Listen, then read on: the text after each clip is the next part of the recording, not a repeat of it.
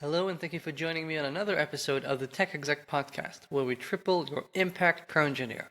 As always, I'm your host, Aviv Ben-Yosef, advisor and consultant to tech execs worldwide, and the subject today is claiming your turf.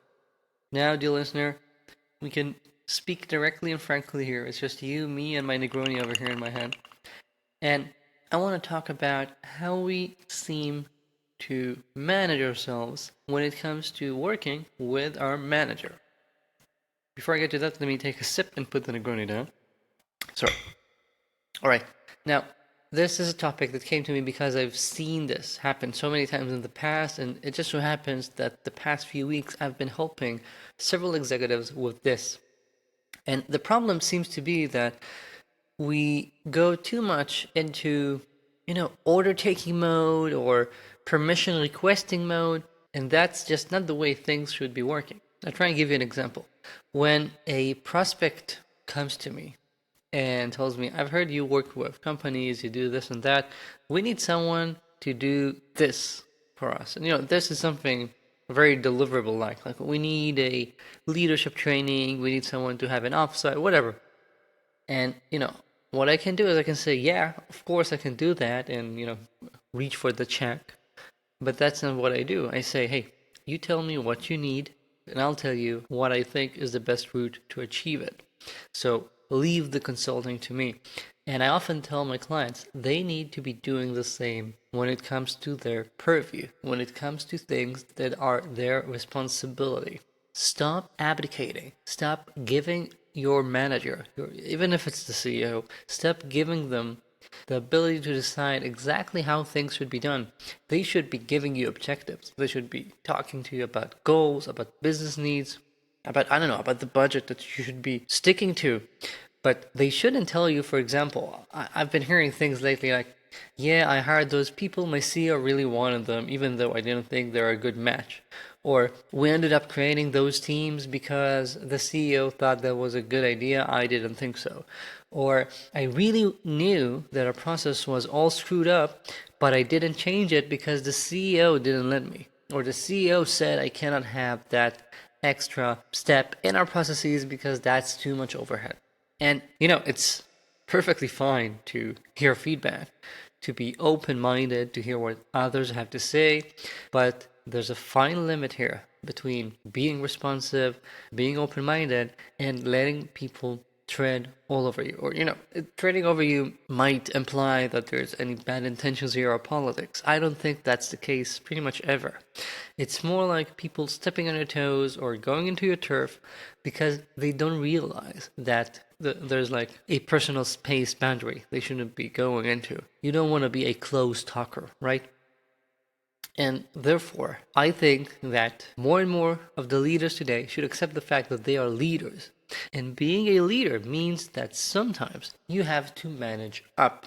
It is perfectly fine to tell your CEO something similar to what I just told you I tell prospects.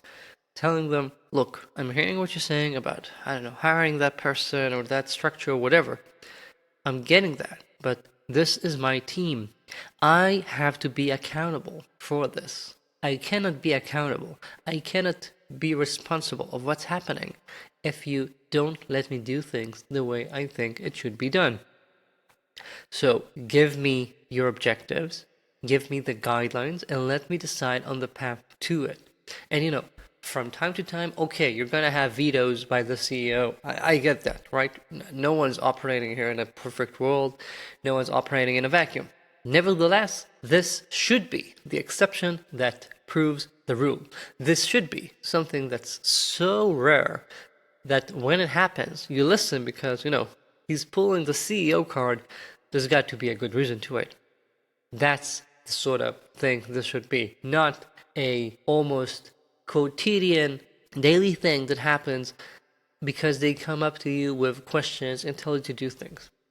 And this, my friends, is how you become real tech executives. You have the take nailed down, I know that, but do you have the executive part?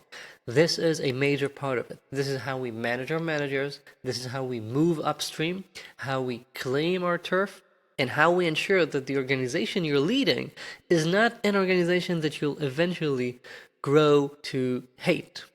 grow to not believe in, to become something that's foreign to you. And I've seen that in the past. I've seen people who really couldn't believe that their team could make it, and they no longer felt any ownership of this team because they agreed to those objectives, they agreed to those processes, they agreed to those hiring principles, and they ended up creating a team that eventually it felt like they were wearing someone else's clothes, or I don't know, underwear.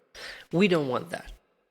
So my message for you today is to stop just saying, sir, yes, sir. Start asserting your ownership. Take ownership of your team.